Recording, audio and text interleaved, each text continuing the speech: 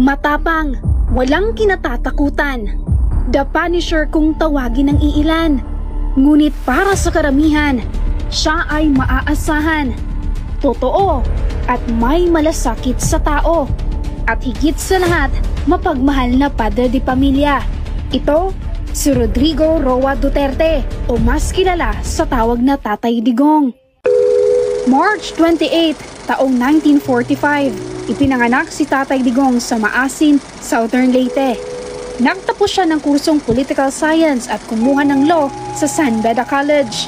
At sa taong 1972, isa na siyang ganap na abogado.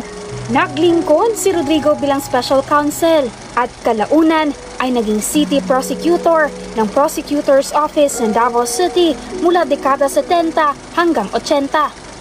Hanggang itinalaga siya ng dating Pangulong Corazon Aquino bilang Officer in Charge, Vice Mayor sa lungsod ng Davao. Dito nagsimula ang kanyang political journey. 1988 nang unang tumakbo bilang alkalde sa Davao City si Rodrigo Duterte. Nanalo ito at hindi na natalo pa sa lokal na halalan simula nung siya'y naupo. Isa siya sa mga alkalde na pinakamatagal na naglingkod sa lungsod, kung saan umabot sa 7 termino o katumbas ng mahigit 22 taon. Taong 2016, nanalo bilang ika-16 na Pangulo ng Pilipinas at kauna-unahang Mindanaoan President si Rodrigo Roa Duterte. Marami ang namangha sa kakaibang estilo ng pamumuno ni Tatay Digong. Iba kasi ang katangian nito sa mga karaniwang politiko. Sa pananalita, pananamit at pakikitungo, daw sumasalamin siya sa karakter ng isang ordinaryong Pilipino. Ngunit sa likod ng kanyang matapang na personalidad at maangas na pananalita, malaki ang puso ni Tatay Digong lalo na sa mga bata. Kung kaya tatay ang tawag sa kanya ng karamihan. Naging tradisyon nga ni Tatay Digong ang pagbisita sa Southern Philippines Medical Center tuwing Pasko upang mamigay ng aginaldo sa mga batang lumalaban sa sakit na cancer na kanyang ipinagpatuloy kahit nung siya ay naupo bilang Pangulo ng Bansa. Binuksan din niya ang kanyang dating tirahan upang maging tahanan ng mga batang may cancer habang sila ay nagpapagamot.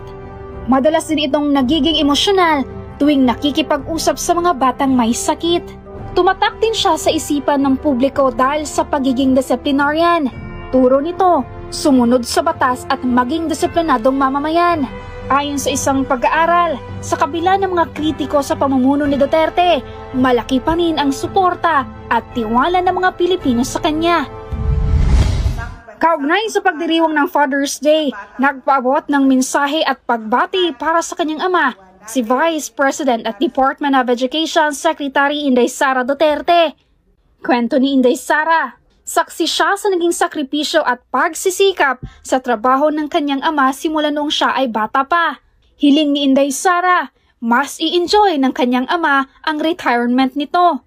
To former President Rodrigo Duterte, fondly called Tatay Digong by many.